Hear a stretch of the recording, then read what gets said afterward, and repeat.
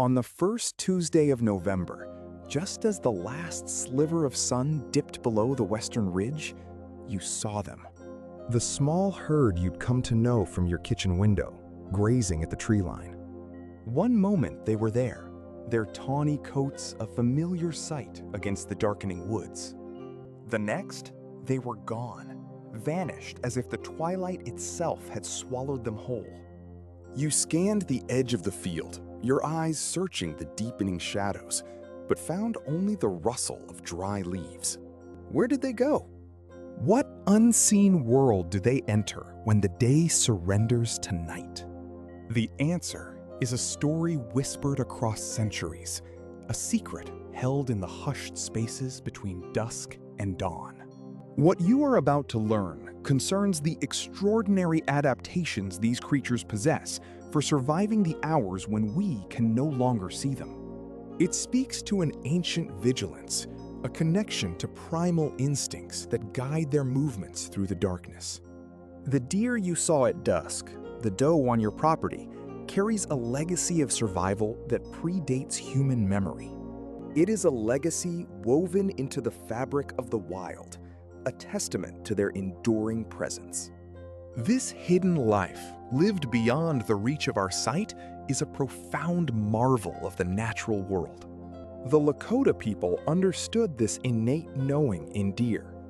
They saw the white-tailed deer as a spirit guide, a master of stealth and unseen passages.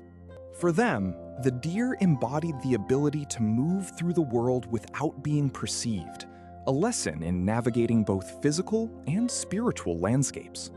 The Celtic traditions tell of Cernunnos, the horned god, often depicted with magnificent stags, linking the deer to the untamed wild and the mysteries of the unseen realm. His sacred stags were said to possess a deep connection to the forest's hidden heart.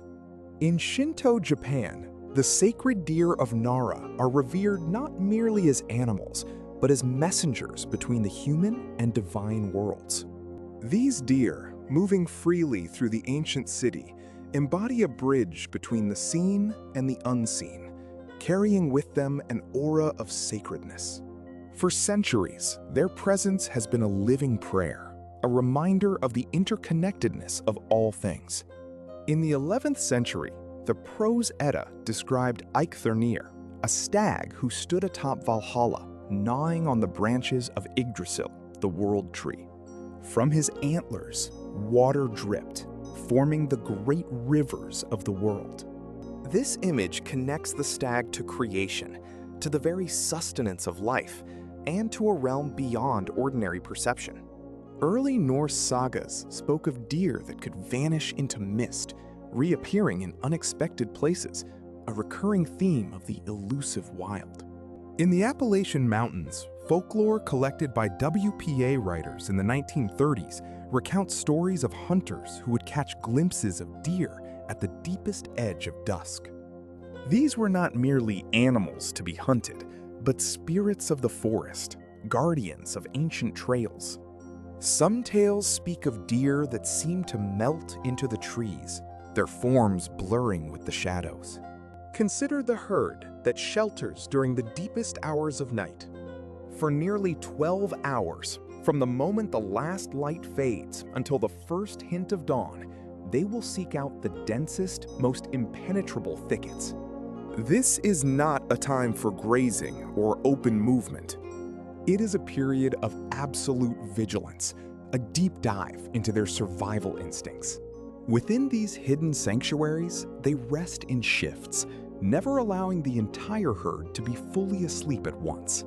A fraction of their awareness remains alert, listening for the slightest disturbance, the faintest scent carried on the night air.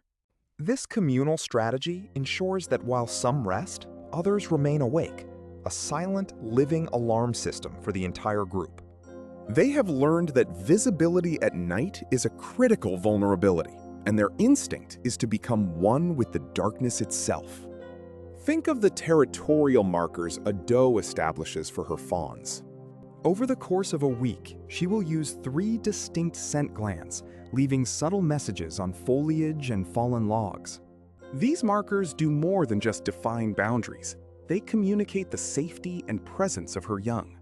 A single doe, separated from her herd during a sudden blizzard, once remained hidden for 7 unbroken days in a shallow depression beneath a fallen pine. She survived on stored body fat and dew collected from frozen branches, her instinct to remain unseen overriding the gnawing hunger. This incredible feat of endurance highlights the depth of their will to live, their capacity for unseen resilience. Her survival was a silent testament to the power of hidden life.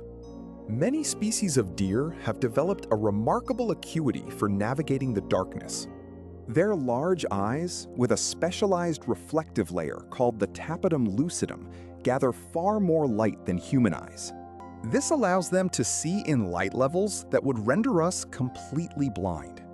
Studies in cervid behavior at land-grant universities have shown that deer can detect movement at distances of over 1,000 feet in twilight conditions. Their hearing is equally impressive, with ears that can swivel independently, pinpointing sounds from multiple directions. This constant auditory scanning is crucial for detecting predators or other potential threats long before they are within sight or scent range. They are living receivers, always tuned to the subtle frequencies of the wild night. Furthermore, deer possess an extraordinary sense of smell, capable of detecting the faintest traces of predators from miles away.